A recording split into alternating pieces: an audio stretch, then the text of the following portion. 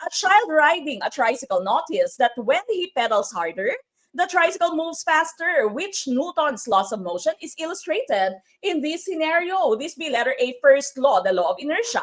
Letter B, second law, F equals ma, or the law of acceleration. Letter C, third law, action-reaction, or law of interaction, or law of gravitation. Ating pong tumpak na choice dito is letter B. This is the second law, or the law of acceleration. So meron tayong tatlong Newton's laws. Now, of course, ang galing po ito kay Isaac Newton. Unang-unang law po is the law of inertia. The law of inertia, or the first law of motion. Kapag sinabi po nating inertia, ito po yung ability ng isang object to resist any change of motion. Okay? So kapag siya po hindi nagalaw, hindi talaga siya gagalaw unless merong external force na gumalaw sa kanya. No? Kapag siya naman po ay gumagalaw, that object is going to continue moving that way. Sa let po, na itatanong sa situation, yung paggamit natin ng seatbelt. Bakit daw po tayo gumagamit ng seatbelt? At bakit daw po tayo kapag nag-start yung car, no? Nandiyan tayo sa loob ng car, of course, when the driver starts the car, yung body natin ay moving backwards, no? Kapag nag-brake naman po siya, na push forward yung ating mga